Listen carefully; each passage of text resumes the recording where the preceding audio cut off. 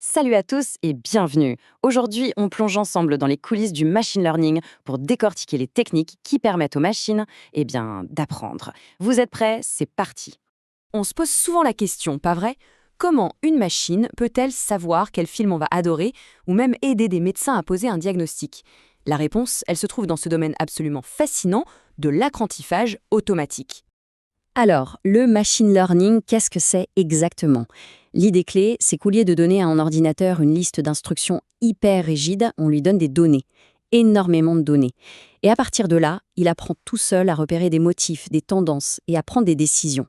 C'est un vrai changement de logique. Ok, maintenant qu'on a posé les bases, on va voir que le machine learning se divise en gros en deux grandes familles, deux approches, deux saveurs principales si on veut. Pour faire simple, l'apprentissage supervisé, c'est un peu comme apprendre avec un prof et des fiches de révision. Chaque donnée, par exemple une image de chat, a une étiquette, chat. La machine apprend en faisant le lien entre l'image et la bonne réponse.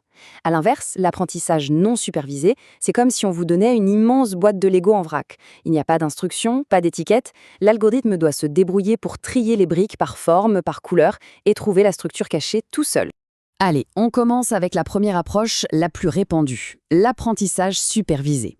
Comme son nom l'indique, le modèle apprend sous la supervision de données qui contiennent déjà la solution, les bonnes réponses. Et avec cette méthode, on peut faire principalement deux choses. Soit on essaye de prédire une valeur numérique, comme le prix d'un appartement ou une température, soit on cherche à classer un élément dans une catégorie bien définie, du type spam ou pas spam. Commençons par la prédiction de nombres. En machine learning, cette technique porte un nom, la régression. C'est un outil statistique super puissant qui existe depuis bien avant l'informatique moderne. Le cœur de la régression, c'est de trouver la relation qui existe entre plusieurs variables. L'algorithme va analyser les données, par exemple la cylindrée d'un moteur et ses émissions de CO2, et il va tenter de tracer la ligne qui représente le mieux cette relation. Une fois qu'on a cette ligne, on a notre modèle de prédiction. Et les applications sont partout autour de nous. On l'utilise pour estimer le prix d'une maison en fonction de sa surface, prévoir les ventes d'une entreprise pour le trimestre suivant, ou même modéliser la propagation d'une épidémie. C'est un outil fondamental pour anticiper l'avenir à partir du passé. Bien, on a vu comment prédire un chiffre. Maintenant, passons à l'autre grande tâche de l'apprentissage supervisé, mettre les choses dans des boîtes, autrement dit, les classer. C'est ce qu'on appelle la classification. L'exemple le plus simple et le plus connu, c'est le filtre anti-spam de nos boîtes mail.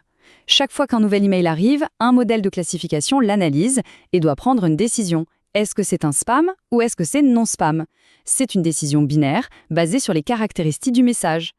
L'un des algorithmes de classification les plus intuitifs, c'est l'arbre de décision.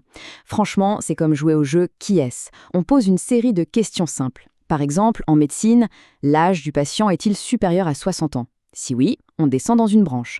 Son taux de cholestérol est-il élevé? Si oui, on suit une autre branche, et ainsi de suite, jusqu'à arriver à une conclusion comme prescrire le médicament A. Ok, maintenant on change complètement de décor. Que se passe-t-il si on n'a pas de données étiquetées, pas de bonnes réponses pour guider la machine? C'est là que l'apprentissage non supervisé entre en scène, avec pour mission de trouver des trésors cachés dans les données sans aucune aide. La technique reine de cette catégorie, c'est le clustering, ou regroupement. Ici, le but n'est pas de prédire quoi que ce soit, mais de découvrir des groupes naturels au sein des données. L'algorithme scanne toutes les informations et se dit « Tiens, tous ces points-là se ressemblent beaucoup, je vais les mettre ensemble dans un groupe, et cela dans un autre. » Et ça, on l'utilise absolument partout. Pour segmenter des clients en marketing et leur envoyer des offres ciblées, ou quand une plateforme de streaming musical regroupe des morceaux qui se ressemblent pour créer des playlists. C'est aussi très utile pour détecter des fraudes ou des anomalies, car elles forment souvent un groupe apport. Mais attention, construire un beau modèle, ce n'est pas juste une question de choisir le bon algorithme. C'est tout un art qui consiste à ajuster, valider et s'assurer que nos prédictions seront fiables une fois lâchées dans la nature. C'est une règle d'or, une étape absolument cruciale. On ne peut pas évaluer la performance d'un modèle sur les données qui ont servi à l'entraîner. C'est comme donner à un étudiant les réponses de l'examen avant l'épreuve. Donc, on sépare toujours nos données, une partie pour l'entraînement et une autre, toute neuve, pour le test final. Et ça nous amène au défi central du machine learning. Trouver le bon équilibre. C'est le fameux compromis biais-variance. Un modèle trop simple, avec un biais élevé, va rater la complexité des données. C'est le sous-apprentissage. À l'inverse, un modèle trop complexe, avec une variance élevée, va apprendre les données par cœur, y compris le bruit, les petites imperfections. Il sera excellent sur les données d'entraînement, mais nul sur de nouvelles données. C'est le surapprentissage. Tout l'enjeu est de trouver le juste milieu. Alors, comment on fait pour trouver ce fameux juste milieu?